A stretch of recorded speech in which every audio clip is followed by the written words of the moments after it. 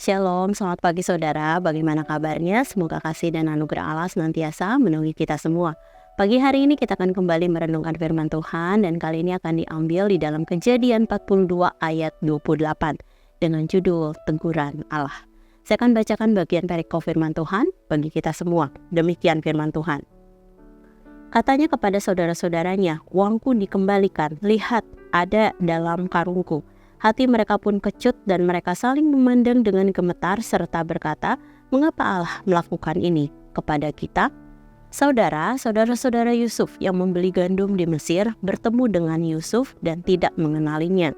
Mereka mengalami pengalaman dituduh sebagai pengintai oleh penguasa di Mesir, dipenjara selama 3 hari dan dipaksa untuk membawa Benyamin ke Mesir dengan cara menahan Simeon. Hal ini dapat kita baca di dalam ayat 1 sampai 25.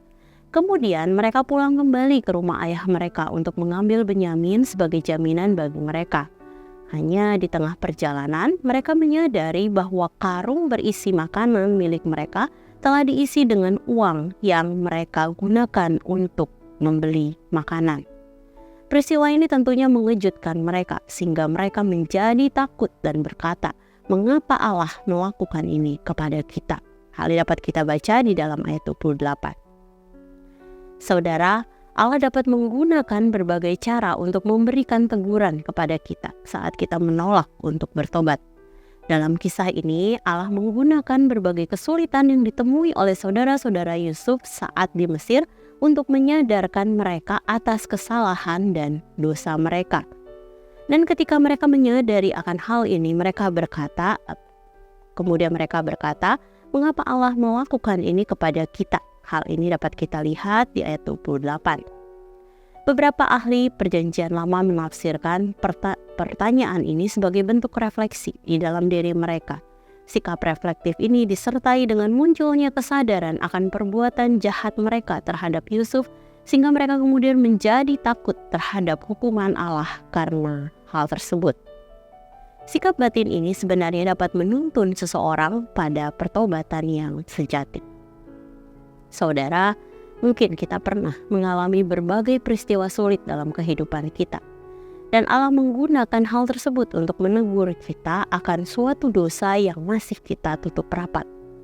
Jika saat ini kita merasakan dalam hati untuk mengakui dosa yang belum diakui, maka jangan terus mengeraskan hati.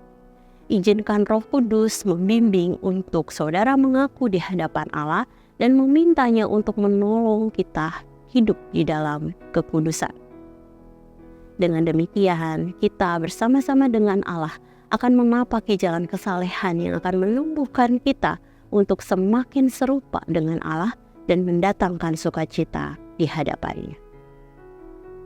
Saudara, mari sejenak kita merenungkan firman yang baru saja kita dengar. Saudara, apakah ada teguran yang saat ini Allah berikan kepada saudara? Jika iya, jangan mengeraskan hati di hadapannya. Mari segera akui dosa dan mintalah Allah senantiasa menolong saudara untuk dapat memapaki jalan kesalehan bersama-sama dengannya.